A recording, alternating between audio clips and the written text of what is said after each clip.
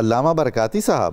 حضرت سیدہ کی تعلیم و تربیت، بہن بھائی، پیارے بہن بھائی، ان سے جو آپ کا ارتباط رہا،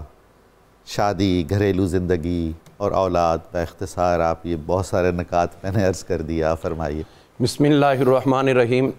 یہ ان ہستیوں کا ذکر خیر ہے کہ جن کا ذکر کرنا ہمارے نامہ اعمال میں نیکیوں کا ذخیرہ بڑھانے کا بہت بڑا ذریعہ ہے۔ سبحان اللہ۔ اور یقیناً انہی ہستیوں کو خراج تحسین پیش کرنا یہ ہمارے لیے خوش بختی کی انتہا ہے کہ کہاں وہ عظیم ہستیاں اور کہاں ہم جیسے گرے ہوئے انسان، لیکن ان کے ذکر کے لیے اللہ تعالیٰ نے ہمیں منتخب کیا ہے۔ اللہ کی توفیق ہے اور انہی کا کرم ہے، غیر ممکن نہیں ہے، یہ اس کی عنایت ہے۔ بے شک۔ حضرت سیدہ زینب سلام اللہ تعالیٰ علیہا، حضور صلی اللہ تعالیٰ علیہ وآلہ وسلم کی نواسی،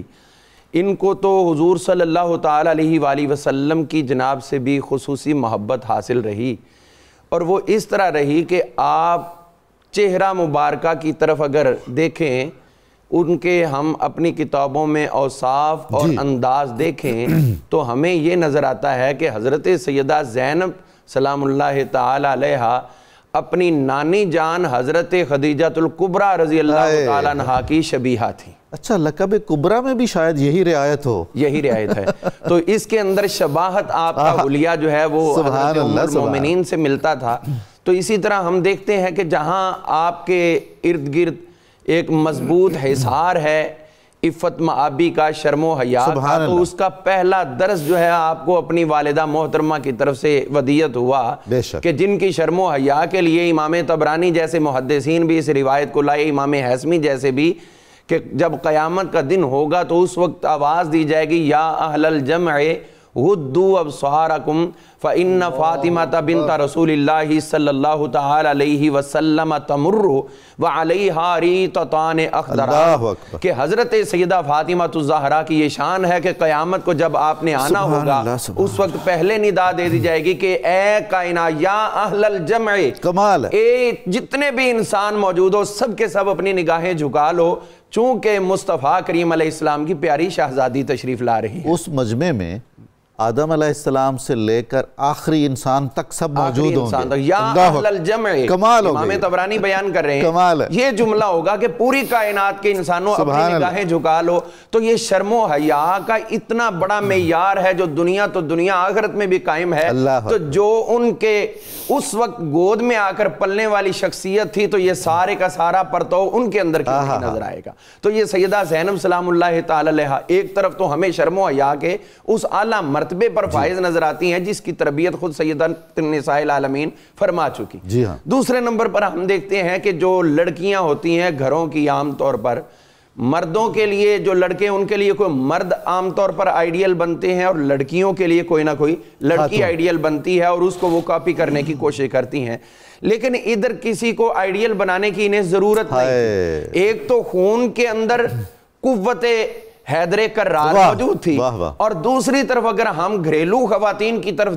دیکھتے ہیں تو ہمیں یہ بات نظر آتی ہے کہ آپ کے گھر کی خواتین اس سے پہلے اتنی شجاع اور اتنی بہادر تھیں کہ حضور صلی اللہ تعالی علیہ وآلہ وسلم جب معراج پر تشریف لے جانے لگے تھے تو جس گھر میں ٹھہرے تھے اس گھر کے دروازے پہ پہرا حضرت سیدہ زینب کی پھوپھی صاحبہ، سبحان اللہ، سبحان اللہ، تلوار ہاتھ میں پکڑی ہوئی تھی۔ تو اس کا مطلب ہے کہ شجاعت کے لیے اگر مردوں کو دیکھیں تو اپنے بابا جان اور برادران نظر آتے ہیں، اور اگر خواتین کو دیکھیں تو پھر آپ کی پھوپھی صاحبہ جو ہیں وہ قوت و بہادری کا بہت بڑا استعارہ نظر آتی ہے۔ پھر آپ کی جو تعلیم و تربیت کو دیکھیں تو حضور صلی اللہ تعالیٰ علیہ وسلم کا دین متین آج ہر شخص جو ہے وہ اپنے آپ کو مبلغ، اور خصوصاً سوشل میڈیا پہ ہر کوئی لیکچر دے رہا ہے، جس کو کچھ بھی نہیں پتا وہ بھی بول رہا ہے۔ حضرت سیدنا مولا علی المرتضیٰ شیر خدا تاجدار حلتا آپ تشریف لے کر آئے مسجد کوفہ میں، تو وہاں دیکھا کہ ایک نوجوان کھڑا ہو کے خطاب کر رہا ہے، تو آپ نے اس نوجوان کو خطاب سے روکتے ہوئے پوچھا کہ کیا تمہیں ناسخ و منسوخ کا پتہ ہے؟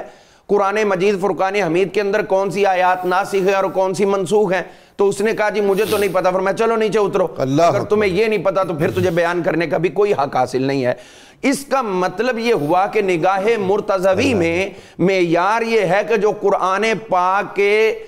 ناسخ و منسوخ کو جانتا ہو، صحیح طور پر اس کے اسرار و رموز کو جانتا ہو، وہی بیان کرنے کا حقدار ہے۔ اور دوسری طرف دیکھا جائے تو گھر کے اندر حضرت سیدہ زینب سلام اللہ تعالی علیہا خواتین کو جمع کیا ہوا ہے اور ان کے سامنے اسی قرآن کی تفسیر کرتے ہوئے نظر آ رہی ہیں، اور حضرت مولا علی پاک وہاں آواز سنی تو ٹھہر گئے، رکے ہوئے ہیں، وہ تفسیر فرما رہی ہیں، اور باب العلم جو ہے وہ سن رہے ہیں۔ جب بیان مکمل ہوا تو خوشی سے فرمانے لگے آپ قرآن کی تفسیر کر رہی تھی؟ جی ابا جان میں قرآن کی تفسیر کر رہی تھی۔ تو اس کا مطلب ہے کہ سیدہ کے علم کا یہ حال ہے کہ پورے قرآن مجید کے ناسخ و منسوخ کا آپ کو بدرجہ اتم نہ صرف علم تھا بلکہ اس قابل تھی کہ آپ اس علم کو آگے بھی منتقل کر رہی تھی۔ جہاں تک برادران کی بات ہے تو اس کے علاوہ تو اور کوئی بات ہی نہیں ہے کہ حضور صلی اللہ تعالیٰ علیہ وسلم کے وصال با کمال کے بعد حضرت سیدہ فاطمہ الزہرا سلام اللہ تعالیٰ علیہا کم و بیش 6 ماہ کے بعد وصال ہو گیا۔ تو اس کے بعد ان بھائیوں کو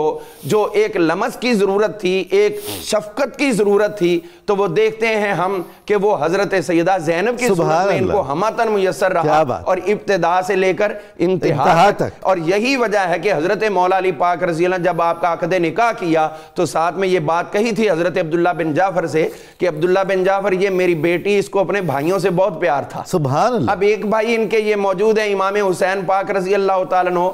اپنی شہادت کو آپ دیکھیے کہ کس رنگ تک نگاہ مرتضوی جا رہی ہے۔ آپ فرمانے لگے کہ یہ نکاح کی شرط میں سے ہے کہ حضرت امام حسن اور حسین سے ملاقات سے تم نہیں روکو گے۔ اور پھر جب آپ دیکھیے کتنی بڑی بات ہے، حضرت دل ہاتھ میں آ جاتا ہے کہ جب امام حسین پاک رضی اللہ عنہ